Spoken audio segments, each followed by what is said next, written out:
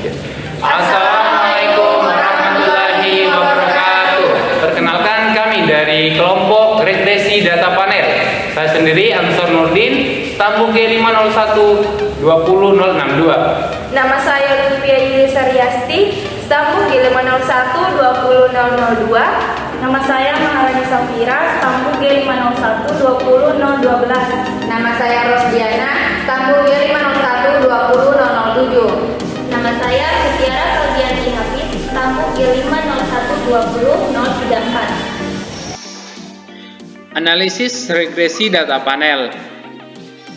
Sebelum kita masuk pada pengujian di RStudio, kita harus tahu terlebih dahulu bahwa regresi data panel itu adalah gabungan antara data cross section dan data time series. Nah, di mana unit cross sectionnya yang sama itu diukur pada waktu yang berbeda, atau dengan kata lain, data panel adalah data dari beberapa individu yang sama yang diamati pada waktu tertentu.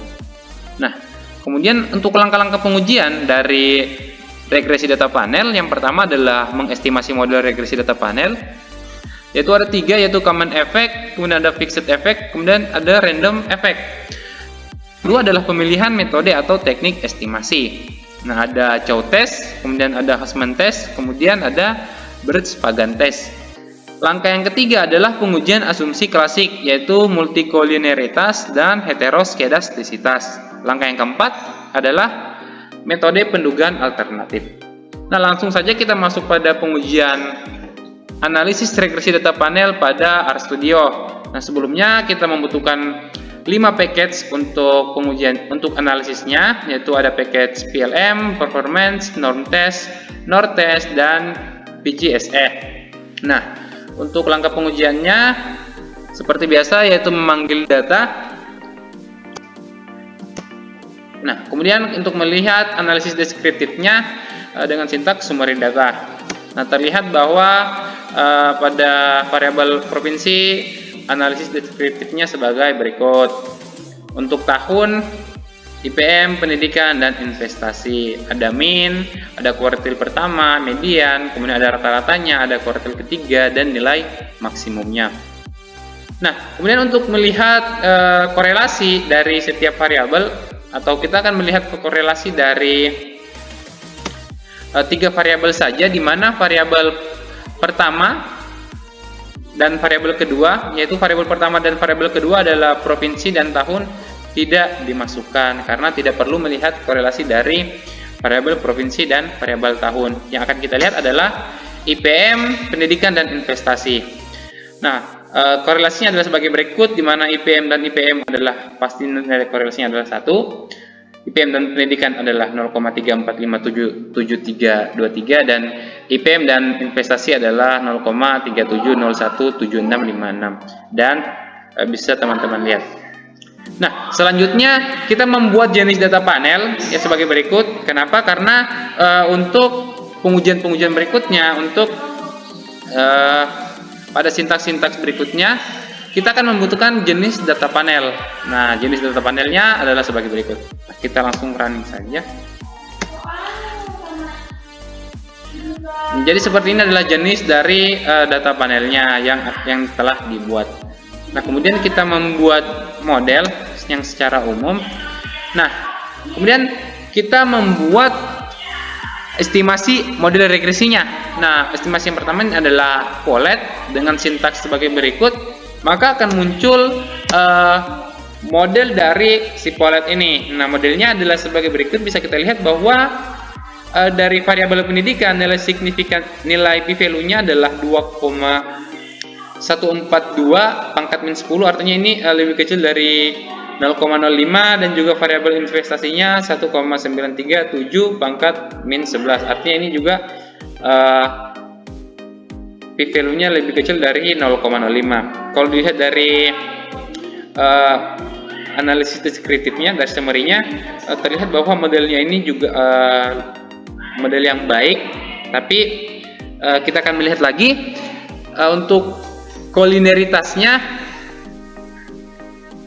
Untuk melihat kolineritasnya, dilihat bahwa nilai VIF-nya, VIF dari pendidikan dan VIF dari investasi, yaitu masing-masing adalah 1, yang artinya ini lebih kecil dari 10, yang berarti bahwa pada data tersebut, pada model tersebut terjadi multikolinialitas.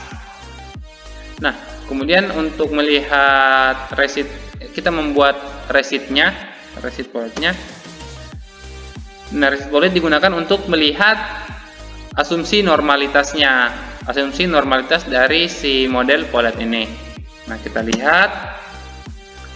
Nah, terlihat bahwa asumsi normalitasnya p-value diperoleh 0,0045. Ini artinya lebih kecil dari alfa 0,05, berarti terjadi tidak memenuhi asumsi normalitas. Nah, langkah selanjutnya yaitu melihat autokorelasi. Nah, terlihat bahwa p-value lebih kecil dari 0,5, artinya terjadi autokorelasi. Nah, kemudian untuk melihat heteroskedastisitasnya, nah, karena nilainya itu P lebih kecil dari 0,001, nah, yang berarti terjadi heteroskedastisitas atau asumsi homoskedastisitas tidak terpenuhi. Selanjutnya kita masuk pada Fishett Effect Model. Langkah-langkah pengujiannya kita menggunakan sintaks sebagai berikut. Kita running.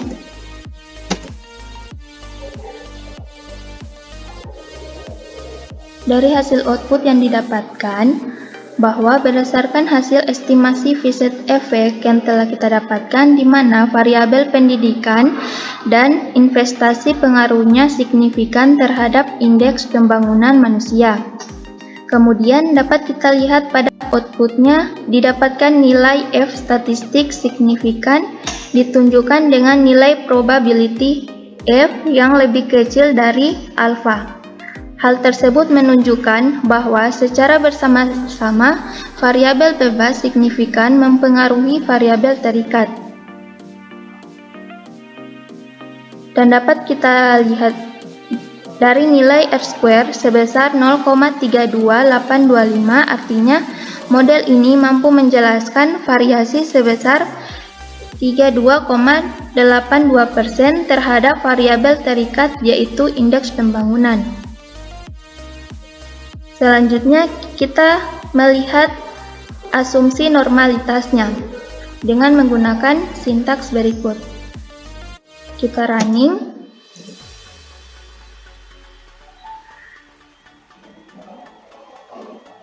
Berdasarkan output yang diperoleh, diketahui nilai p-value sebesar 0,022 lebih kecil dari nilai alfa, yaitu 0,05, yang artinya data ini tidak normal.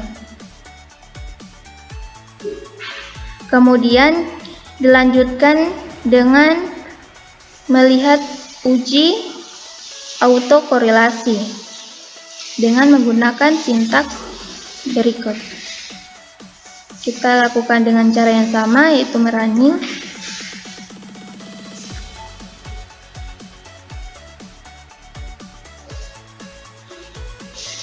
Berdasarkan output yang diperoleh, diketahui bahwa nilai p-value sebesar 0,001 lebih kecil dari nilai alfa, yaitu 0,05, yang artinya terjadi autokorelasi atau memenuhi asumsi.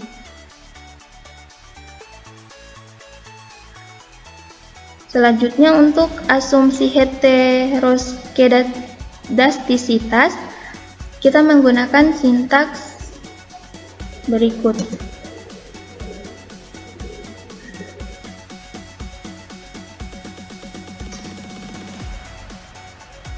Berdasarkan output yang diperoleh, Dapat diketahui bahwa data terjadi heteroskedastisitas, di mana nilai P sebesar 0,009, di mana lebih kecil dari alfa, yaitu 0,05. Kemudian kita masuk pada random effect model. Berikut adalah sintaks untuk random effect model. Selanjutnya kita running satu persatu.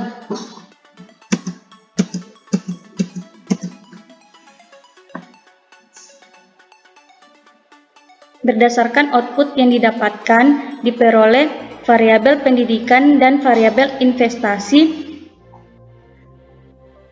P-value-nya kurang dari alpha 0,05. Artinya, variabel pendidikan dan juga variabel investasi berpengaruh terhadap indeks pembangunan manusia. Output selanjutnya yaitu R square, yaitu 0,31018.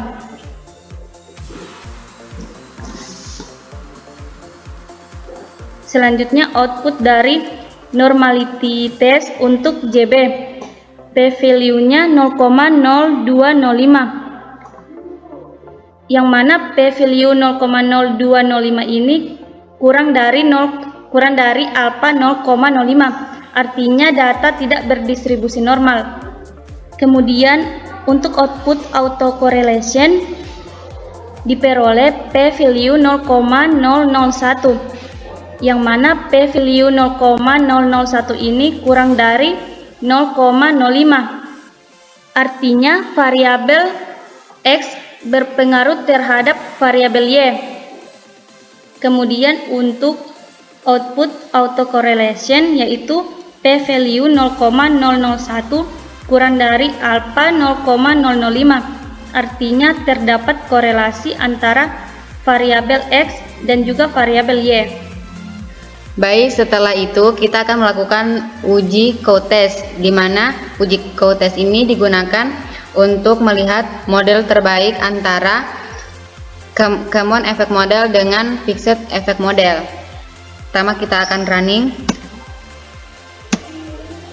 Nah, setelah kita running kita mendapatkan p-value kurang dari 0,05, di mana kriteria keputusan pada uji co ini dia fixed effect model terpilih jika nilai p-value kurang dari 0,5. Common effect model terpilih jika nilai p-value lebih besar dari 0,05. Jadi di sini yang model terbaik itu fixed effect model dikarenakan p-value-nya kurang dari 0,5.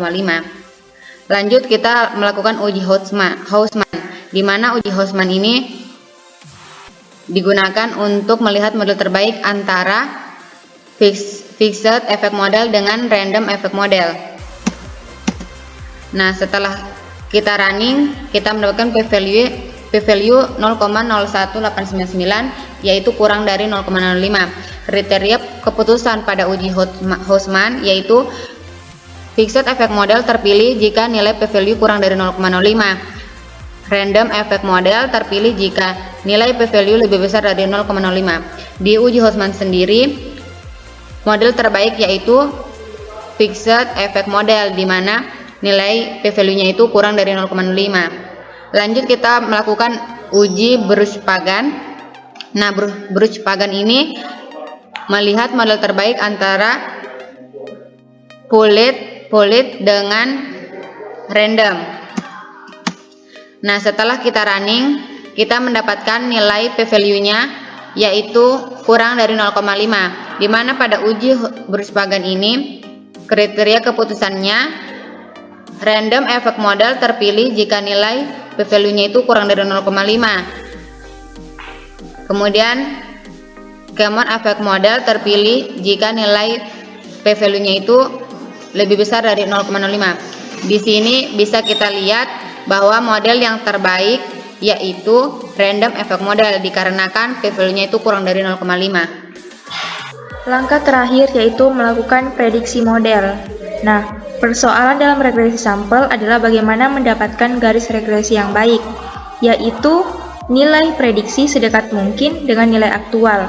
pada regresi data panel, model untuk melakukan prediksi kasus dapat dilakukan dengan dua alternatif, yaitu metode Ordinary Least Square atau OLS dan Generalized Least Square atau GLS. Untuk membentuk model pada R, dilakukan pertama menuliskan sintaks OLS seperti berikut. Kemudian, melakukan running pada sintaks yang telah dituliskan. Berdasarkan output yang dihasilkan, diperoleh pendidikan dan investasi berpengaruh secara signifikan terhadap variabel IPM. Beroutput hasil pengujian dapat diketahui bahwa variabel pendidikan memiliki nilai p-value sebesar 0,005564070 atau kurang dari 0,05, dan variabel investasi memiliki nilai p-value sebesar 0,0008840735 atau kurang dari alfa 5%, sehingga dapat diketahui bahwa variabel pendidikan dan investasi berpengaruh secara signifikan terhadap variabel IPM. Kemudian untuk modelnya sendiri dapat dibentuk dengan melihat nilai estimate pada variabel yang signifikan. Seperti yang kita ketahui bahwa variabel pendidikan dan investasi keduanya signifikan terhadap variabel IPM, sehingga keduanya dapat dilakukan permodelan atau dimasukkan ke dalam model. Pertama, cara menuliskannya yaitu melihat nilai estimate-nya, yaitu yang pertama menuliskan nilai intercept-nya tanpa variabel, kemudian dijumlahkan karena di sini estimate-nya di variabel pendidikan itu dia angkanya positif. Kemudian dikalikan dengan variabelnya yaitu X1. Kemudian jumlahkan pada nilai estimate investasi dan dikalikan dengan variabelnya yaitu X2. Akan tetapi, metode OLS ini tidak bisa digunakan pada data yang tidak memenuhi asumsi seperti salah satunya tidak terjadi autokorelasi atau tidak normal, sehingga ketika hal itu terjadi, alternatif lain pembentukan model yang bisa digunakan adalah metode GLS atau Generalized Least Square. Caranya sama seperti pada PCSE atau OLS, yaitu melakukan penulisan sintaksnya, kemudian melakukan running pada sintaks yang telah dituliskan.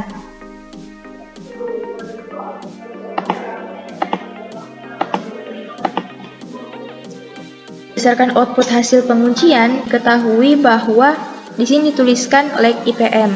Nah, lag IPM ini maksudnya nilai IPM sebelumnya. Kemudian untuk menuliskan modelnya sama seperti dengan metode OLS, yaitu melihat nilai estimate-nya. Nah, adapun output hasil pengujian model GLS sebagai berikut. Teman-teman bisa lihat bahwa outputnya ini nih.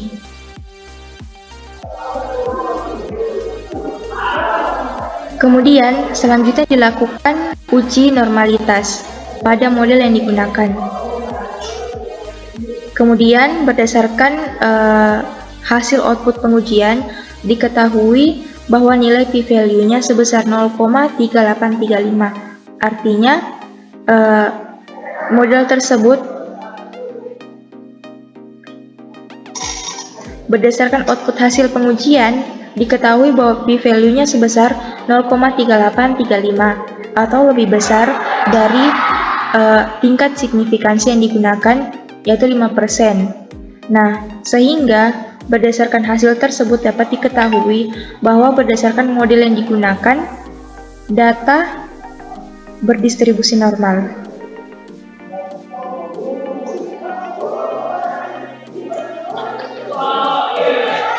Itulah tutorial penggunaan uji data panel dan cara penggunaannya. Semoga bermanfaat. Wassalamualaikum warahmatullahi wabarakatuh.